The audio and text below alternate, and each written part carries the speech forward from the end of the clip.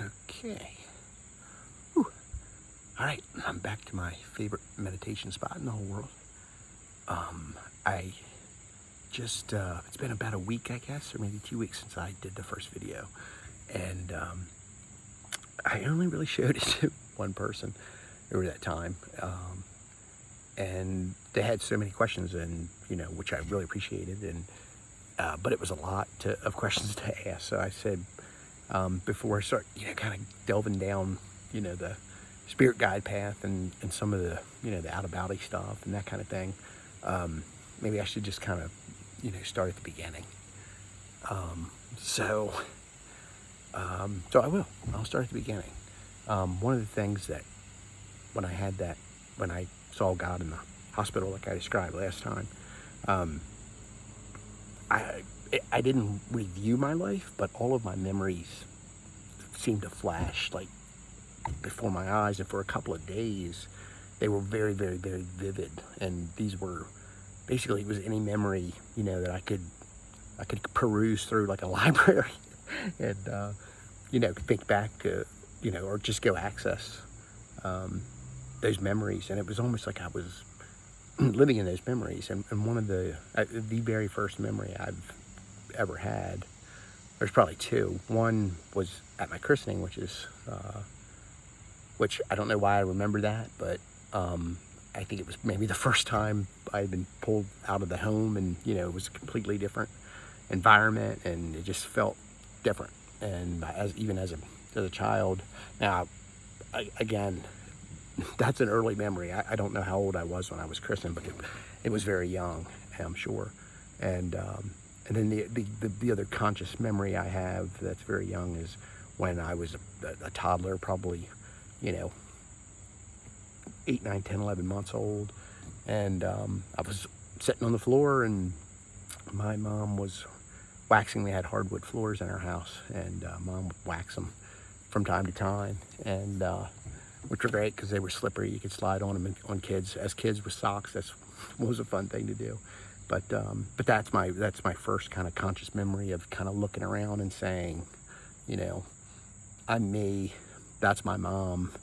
These blocks in front of me have symbols and pictures of stuff on them, and I've got to learn how to communicate. I've got to do all the things that you do, I guess, when you realize you're a human being, and even as a child.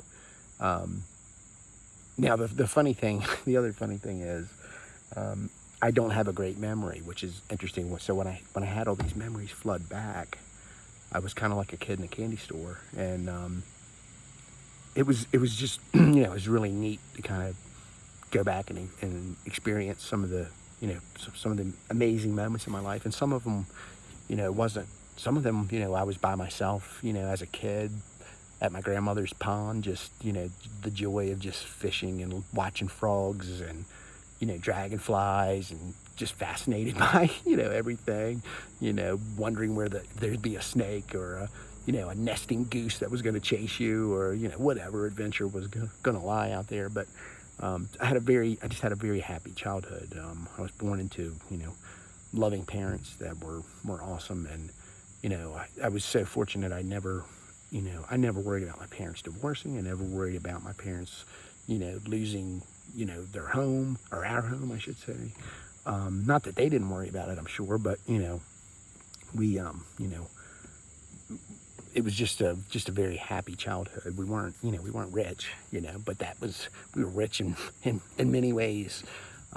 And where I grew up, it was on the front of my uncle's farm, and his farm was about 80 some acres. So it was, I was like Christopher Robbins, exploring the 100-acre woods. I just loved, going out and looking at birds, and, there weren't a lot of deer around when I was a kid. So that was a special treat if you ever got to run into one of those, or even see their tracks out in the woods. And it was just a very happy childhood. A lot of sports, played baseball, and as I got older, I got into rugby, and played soccer a lot, and just really was enjoying life. It was like I said, I kind of was born with that happy gene. Maybe, I don't know, but I certainly was born with the fortunate gene.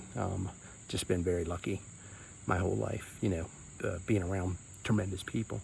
And so I was having, like I said, it was a pretty nondescript life, I guess. I mean, like I said, it's a happy life. I was happy to be living it. Like I said, from a kind of a religious standpoint, I'd come to peace with, I respect, what people's intentions are and what they're following, but it's got to speak to me, for me to really become passionate about it. And but that was okay too. I mean, I wasn't angry at anybody, and the most traumatic thing that had happened to me, I lost my best friend at the time to a house fire when I was 18, and that did change. That changed my perspective a little bit about, we're not invincible. We don't live forever.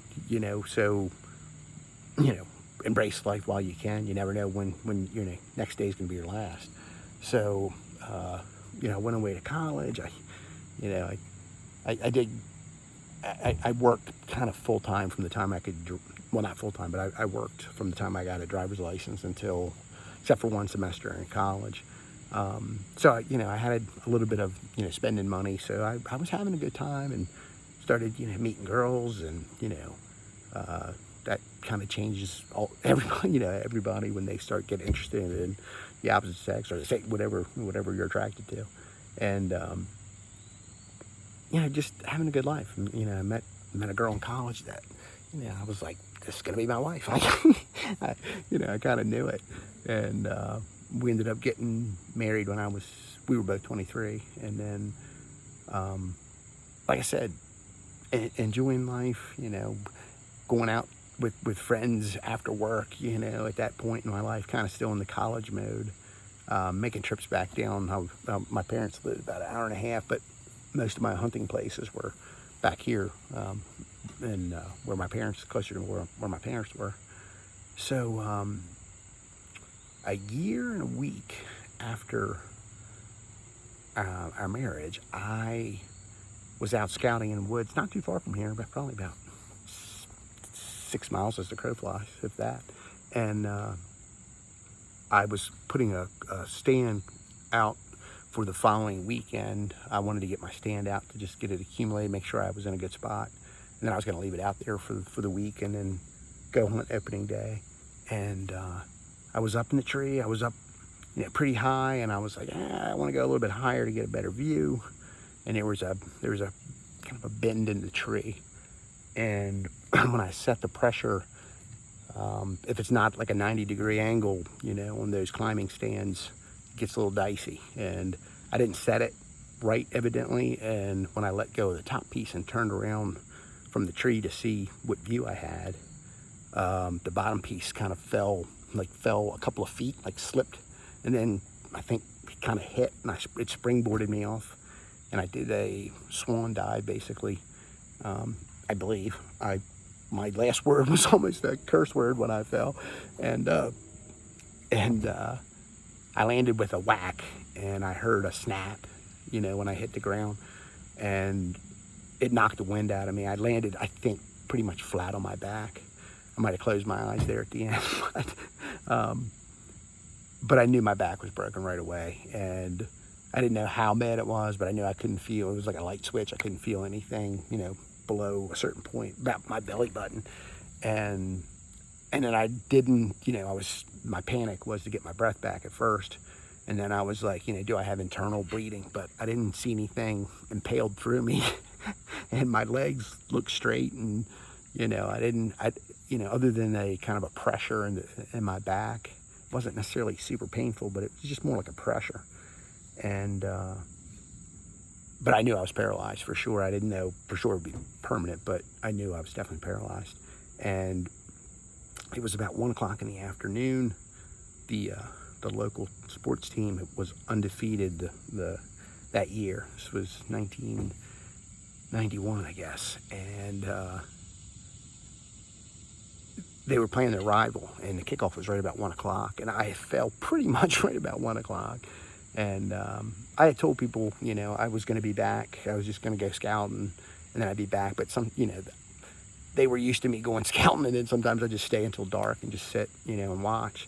And so it wasn't a big deal, but there was a big game on TV, and I didn't, I did want to see it, but the outdoors always comes first, usually for me. And when they did come looking, but I spent about 4 hours out there, really just kind of, it was, yeah, I tell people, it really gave me time to just kind of accept it, get through that initial panic where if other people were around, that panic would just, would have spread like fire, and, I would have been amped up. But I laid in the woods for 4 hours. I knew I shouldn't move. I knew enough about broken backs to know that you shouldn't try to move. And I tried to write a note to my wife in case I did die, that I loved her and that kind of thing, on my coat with just dirt and spit. But kind of gave up on that, and once I figured I was going to be okay, and just waited. And then things just from there, when people found me, I was the calmest, I guess, in the room, because I was already prepared for when they found me. I knew what I wanted to say, and what we wanted to do, or not what we wanted to do, but what to tell them. And I knew I'd be flying out, most likely, which I did. They landed a helicopter back there and flew me to shock trauma. And but it was weird, it was a kind of weird thing, because that 4 hours in the woods gave me time to just say, it was almost like, you're going to be okay. Whatever happens, is going to happen. Just take it day by day, and don't lose your center, and, who knows what's going to happen, but just face it. It's your life. Just, you only get your life, and I think I learned, it was within a couple of days, I guess, that, the paralysis was going to be permanent, that it was, the spinal cord was severed. And I remember when the doctor told me, and I felt, I already knew in my heart that I was going to be, I guess, and because I knew enough about spinal cords, even before the accident, to know if they're severed, then you can't reconnect them. And I was pretty sure, I heard the crack when I fell. I was pretty sure that shattered vertebrae, had done serious damage. And so anyway, I got on with my life. And I mean, there were challenges along the way, but I had a nurse, basically saved my life. I had a pulmonary embolism, and I didn't even know what a pulmonary embolism was. And I was breathing, but I couldn't. I was like, something's not right. And I was at the rehab hospital, and they shuffled me across the street. And the intake nurse, I guess, she was the floor nurse. She was asking what's going on, and that kind of thing. And I told her, and she got concerned. And I'm like, yeah, I just can't seem to get my breath. But I wasn't in any pain or anything. And she called a doctor in. The doctor kind of examined me, and she goes, I could see her concern. She's like, I think you might have a PE. That's probably what she said. I probably didn't even know what a PE was. And he was like, nah, he doesn't have one. He would show other symptoms and that kind of stuff, And she really, she argued the case for me. And they sent me down for a test, a nuclear test, that's a whole nother crazy story.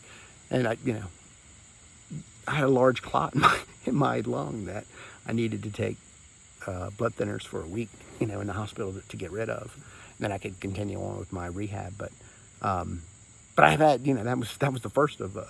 I had one later that was, more painful. But I just, I was kind of lucky that I ran into the right people at the right time, for me to be here today, because I've had, some close calls with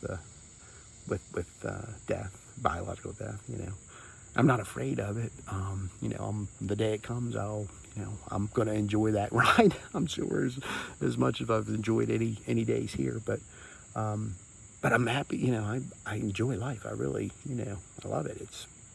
It's a marvelous, curious place. So, I got on after I was paralyzed. I'm just giving you a little backstory before, I had that first conversation with God. While I was in the hospital, I learned that they had a program for working with paralyzed men, it was basically artificial insemination, essentially. And which is a whole, the extraction story is really funny, but I'll spare you on this video. And we were so fortunate. We got pregnant on the first try, which was amazing. And then the second time we went to have kids, I think we got pregnant on the third, fourth, fifth time, but we ended up having twins, which was awesome. And so we had, 3 kids, and that was one of the, that was one of the things I kind of was on my life bucket list even before I knew what a bucket list was. I wanted to have, kids, a wife, family, and kids to, because I had so much joy in my life, and I wanted to kind of pass that on to the next generation. And just things just seemed to work out for me. I loved to fish. I was, like I said, as a kid, I spent a lot of time at my grandmother's pond catching bluegill, and then I learned to go after bass. Sometimes we're never satisfied. So I started watching tournament bass fishing, and I was like, wow, that would be really fun. And then I find out that there is an organization called, the Paralyzed Veterans of America, that have a bass tour. So I ended up learning about that, and I'm like, as fear does, in these lifetimes, it was like, that's too much money. You're gonna get hurt. That's too much wear and tear on your body. But I started with the local tournament, and I loved it. And then probably the next year I fished that one and a couple more. And then eventually I started fishing, the full circuit, or close to the full circuit. And I loved it. And I met so many people across the country, and my sister would travel with me sometimes, and she got to, meet people. And it was just awesome that, finding so many just amazing people around the country, and going to places that nobody else, nobody but bass fishermen probably go to, or water skiers or whatever. Just seeing places out there that they're just beautiful country, and really great people, and just having fun. And, I was so fortunate, I met so many guys and gals on the trail that I learned so much. I won Angler of the Year in 2004, which was like, I was like, I can't believe I pulled it off, because I was fishing against some of the really guys I respected that really knew how to fish, and, just were amazing fishermen. But I learned so much from everybody on that trail, and that was just an amazing thing. And I got to be on ESPN a couple times with the fishing and stuff, which was cool. And so, like I said, I've been very lucky, and most of that has happened. I got married and had kids before, or got married before I was paralyzed, but I had kids after, and everything, all that other stuff. I was paralyzed doing it. I also earned my master's degree, which, was, was a lot of work, but, it was something I really wanted, and I thought, it would be great for my career, and I think it was. And I think I finished that in 2004 also. So, things were just, like I said, when I found myself, I purchased this property, and I was kind of exploring it, and I was like, man, I always wanted my own land. And at the time, this was about 27 acres. I added some more to it later, but I just couldn't believe my, my good luck, my good fortune. And literally my house backs right up to this woods, which I had picked that house in this neighborhood because it gave me the best access to the woods, not knowing that, I was going to own it later. But I'm sorry, I thought I saw a deer behind me. So anyway, was the background. So yeah, I was, paraplegic, but again, even from day one of being paralyzed to today, most of days have been great. I did run into some medical issues with pressure ulcers, but they're the bane of any wheelchair person. But I think sometimes that stuff happens for a reason too, because remember, I asked a pretty big ask from God, wanting to know basically everything about everything, and the whys, the hows, the who are we's, and where do we come from, what's our purpose. all of those things. You got to spend some time, even if you don't ask for that large of an ask. You've got to spend time in meditation or study or what have you, really thinking about and putting the pieces together of what you want to know. So it took time, and I think without having those medical issues, I was, basically on bed rest for 3.5 years, which I had to, retire from work because I couldn't, I couldn't do my job like I wanted to in that condition, and it was probably unreasonable to try to do it for so long, but once I, retired, it really kind of freed me up to just pursue all of these, questions that, because I want, I'd like to have evidence when I can, and it takes time to kind of start to get your mind around, what, what the universe is all about, what this life is all about, what these experiences are all about, how, the questions that have kind of plagued us since time immemorial. So that's kind of the backdrop to where I found myself one day, just like I say, sitting here contemplating, the most ethical form of government that, mankind could come up with that would be the minimum standard for all forms of government, I guess, is kind of where, and that's when I found myself in conversation. So that's a big piece of that. My friend also asked me about my spirit guide. My spirit guide kind of came to me later, not right after that first conversation with God. She kind of came into play later in my life, mainly in the form, what most people would probably confused with intuition, but it was like her her intuition, and she would just kind of tell me, and I'd be like, what? And then something would happen, and or a thought would pop up in my mind and be like, better not make that left turn, and I wouldn't, and all of a sudden there'd be something like, it saved me from something, you know what I'm saying? Or it would be that time, or just embarrassment or whatever. So but once, her voice got louder and louder as I learned more and more along the way. And, it's pretty easy to live in whatever reality you put your mindset to.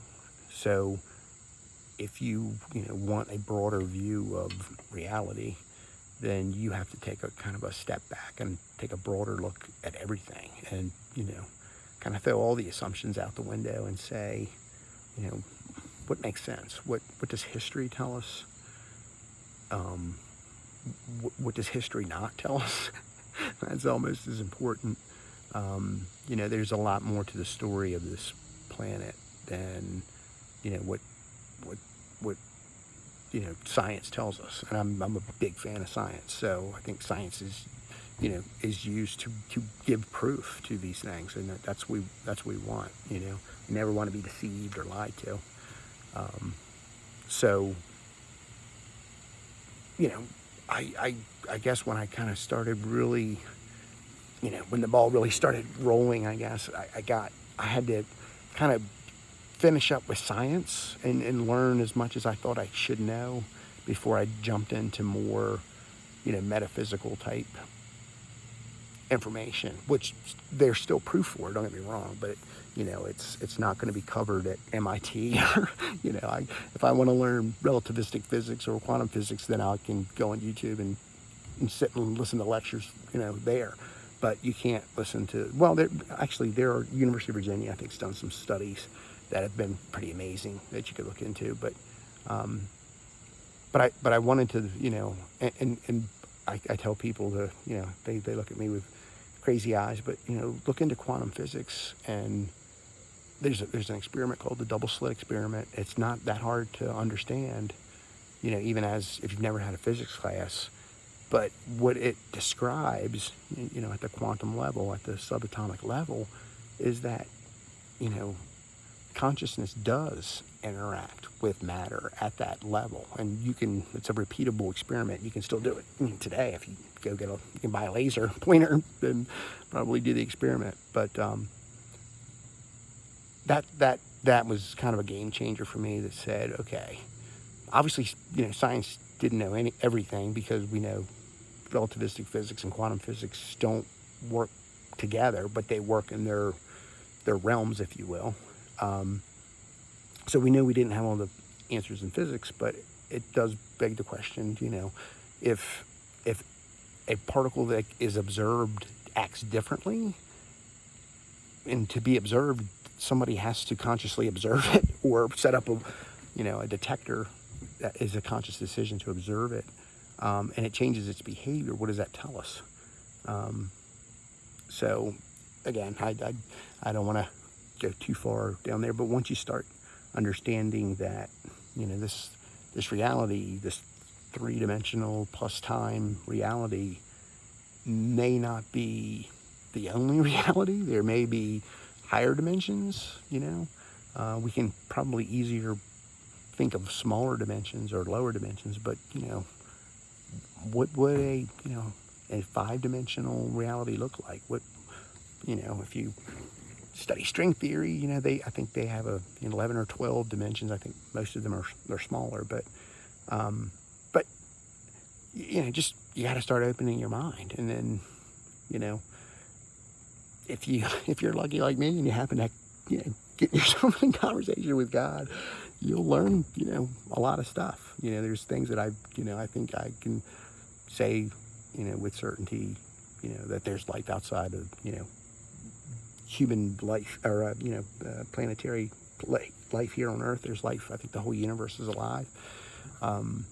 There's a lot I've learned, but I had to kind of follow my passion, follow my instincts, follow what sounds off and why, and what sounds correct and why, and what evidence is there of it.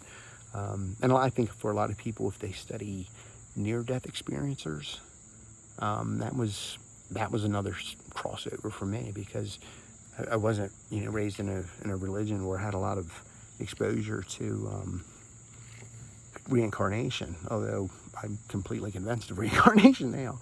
But near-death experiencers talking about what they experienced after life, and then you start hearing stories of pre-life, and where were you before you were born here, right? That was one of the biggest things in Christianity, that the time story is like you're born here, and then you get to go to heaven, and then that was pretty much it. And I was like, okay, what about the people that were born before Christianity, and what are we going to do in heaven when we get there? It sounds kind of boring to be in one place. So, and not to be disrespectful to my Sunday school teachers, but I mean, I asked a few of those questions like that, and I just stopped asking them. But the questions were still there, and those are the things that I guess we all wanted to know, and just never think we'll learn any of the answers to. I've made that statement many times, but then I get surprised, because I learn stuff usually on a daily basis. So anyway, that's 28 minutes, so I'm going to stop rambling right there and get something to drink. But I will try to post this so it will have comments. I noticed the other one didn't. I think I did it because it's kid friendly, so I'll switch that, because I didn't care if it gets all it or not. So, but I'll switch this one to not kid friendly, I guess. But so if you want to put a comment out, please do. The sun is right in my eyes right now. But thanks for listening. Peace and love.